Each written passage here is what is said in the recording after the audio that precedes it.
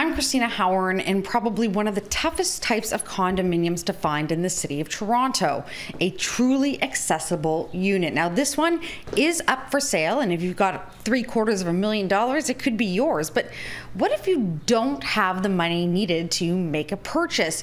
Well, the market for accessible housing is really tight, and trying to find a rental even tougher.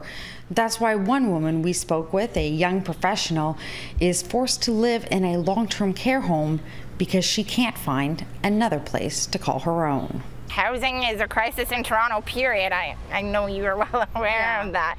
Throw in a disability, it's just absolutely impossible to find anywhere to live.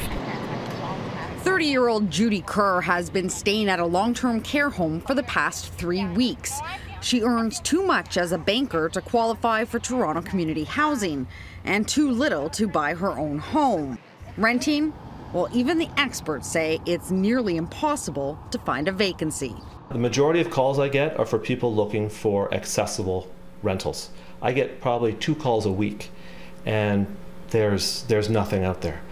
Realtor Jeffrey Kerr specializes in accessible housing. He says condos like this one are unique, but accessible rentals are rare. Maybe I'll come across a rental once every couple months, maybe once every 3 months, that has a roll-in shower and accessibility features. Judy once had a place like that. She was subletting a room, but as a subletter, she wasn't protected by the Landlord and Tenants Act. So when her roommate wanted her out, she found herself in long-term care. She's been looking for a place, but she hasn't found one that meets her budget and need. There's no legal obligations. There's nothing written in legislation that mandates them to change it if I'm a suitable tenant. TCH says it tries to meet accessibility needs and modifies units to do so.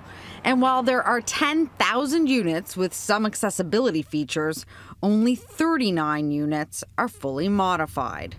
Jacques LeBlanc says the only reason his listed unit is so accessible is because he paid for it. I find properties that are pre-construction, and that gives me the opportunity to meet with the architects beforehand. Jeff says even with a big budget, finding the right spot isn't easy. It's very tough. There's very few truly accessible condominiums or houses on the market right now. And for those who don't earn enough to buy, there's no legislation to compel landlords to convert the spaces. I work, I provide for myself and all of that, and yet there's no laws up to date to allow me to find somewhere to live that isn't through a community housing program. Now, Judy only has a few more weeks until she will be forced to move out of that home. At this point, she doesn't know where she'll be moving to. Near the St. Lawrence Market, Christina Howard, City News.